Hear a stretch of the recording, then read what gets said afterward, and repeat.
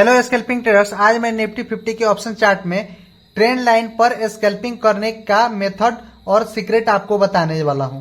देखिए कहां पर ट्रेंड लाइन के ब्रेकआउट पर स्कैल्पिंग किया जाता है और कैसे हम पहचानेंगे कि जो ट्रेंड लाइन अभी हम ड्रॉ किए हैं या आप ड्रॉ करेंगे उसमें स्ट्रेंथ है कि नहीं। वहां पर तीसरा बार जैसे ही पुल अप होगा और रिजेक्शन लेगा तो हमको वहां पर ट्रेड लेना है या नहीं लेना है, ट्रेंड लाइन का बिहेवियर कैसा है, इन सारी चीजों को इस स्कैल्पिंग के वीडियो में हम समझने वाले हैं। तो देखिए यहाँ पर फर्स्ट बार यहाँ पर हायर हाई ट्रेंड लाइन पर लगा, सेकेंड बार जैसे ही यहाँ से रिजेक्शन लिया है अप साइड की तरफ वैसे ही हम ट्रेंड लाइन को आगे की तरफ बढ़ा दिए हैं। और देखिए यहाँ पर एक हायर हाई लगा हुआ है, उसको हम मार्क कर लिए हैं।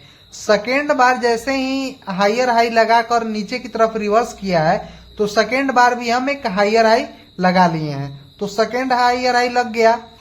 तो हमको यहाँ पर समझना यही है कि ट्रेंड लाइन पर जैसे ही अप साइड की तरफ मार्केट जाने वाली होती है तो जो हायर हाई लगती है फर्स्ट हायर हाई, तो सेकेंड जो ट्रेंड लाइन से रिवर्स जाता है अप साइड की तरफ तो second higher high first higher high से ऊपर क्लोजिंग देता है। यहाँ पर वैसा सिनेरियो नहीं बना है, यहाँ पर सिनेरियो यह बना है कि जो फर्स्ट हायर हाई जहां पर लगा है वहीं पर सेकेंड हायर हाई जाकर वहीं से नीचे की तरफ चला आया है।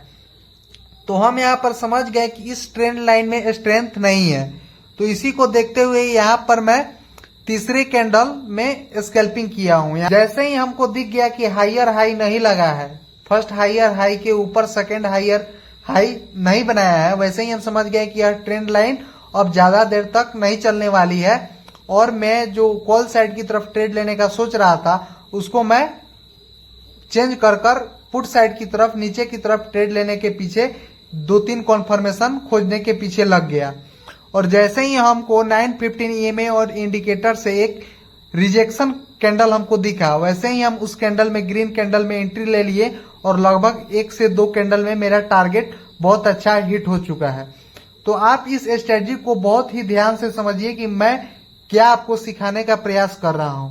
सिखाने का प्रयास यही कर रहा हूं कि यदि ट्रेंड लाइन कोई बन रहा है और आप ट्रेंड लाइन स्क्रीन पर लगा लिए और यदि उस ट्रेंड लाइन ने हायर हाई लगाते हुए ऊपर नहीं बढ़ा, फर्स्ट हायर हाई के ऊपर सेकेंड हायर हाई नहीं लगा, तो आप यह समझ लीजिए कि 100% यह जो ट्रेंड लाइन है वो ज्यादा देर तक काम करने वाला नहीं है। आपको कोई भी सिग्नल दे उस ट्रेंड लाइन पर आपको ट्रेड नहीं लेना है। जैसे ही ट्रेंड लाइन का ब्रेकआउट नीचे की तरफ होता है वैसे ही आपको एक कॉन्फर्मेशन रिजेक्शन कॉन्फर्मेशन चाहिए।